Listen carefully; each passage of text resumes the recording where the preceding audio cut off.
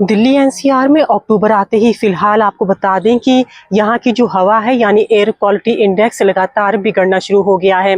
पिछले महीने तक जहाँ एयर क्वालिटी इंडेक्स 100 के नीचे चल रहा था, तो वहीं एक बार फिर से अक्टूबर के महीने में air quality index Noida, Ghaziabad, Gurgaon, Faridabad समेत ग्रेटर नोएडा और दिल्ली का 150 के करीब पहुँच चुका है।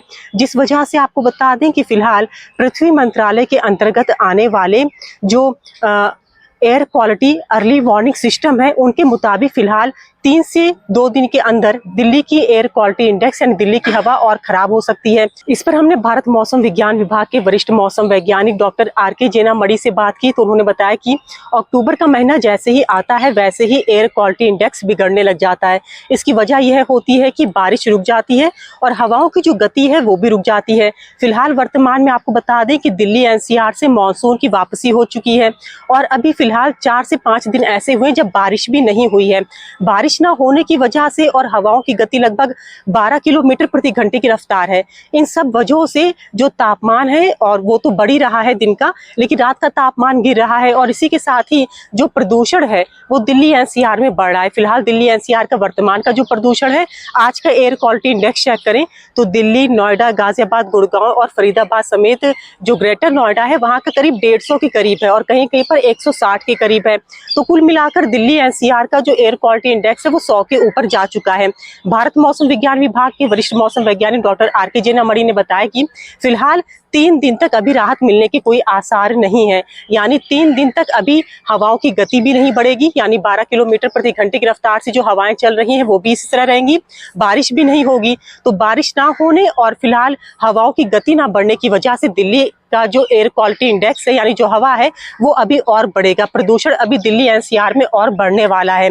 और फिलहाल आपको बता दें कि क्योंकि जो दिवाली भी आने वाली है, पटाखे भी लोग जला रहे हैं, पराली भी जलानी शुरू हो चुकी है, मानसून है नहीं, हवाओं की गति भी नहीं है, इन सभी वजह से दिल्ली का जो एयर क्वालिटी इंडेक्स है, दिल्ली का जो प्रदूषण का स्तर है वो सीधे तौर पर बढ़ता हुआ नजर आ रहा है और अगले 3 दिनों तक कोई भी राहत मिलने के आसार नहीं है। और हो सकता है कि अगले 3 दिनों में दिल्ली एनसीआर का जो एयर क्वालिटी इंडेक्स है वो और भी ज्यादा बढ़े। अभी फिलहाल आज तक की डेट पर एयर क्वालिटी इंडेक्स 160 है। आपको बता दें कि दिल्ली समेत दिल्ली एनसीआर के बाकी हिस्सों का जो एयर क्वालिटी इंडेक्स है वो 160 के करीब है। और जैसा कि भारत मौसम विज्ञान विभाग ने भी कह दिया कि अगले 3 दिन राहत मिलने के भी आसार नहीं है।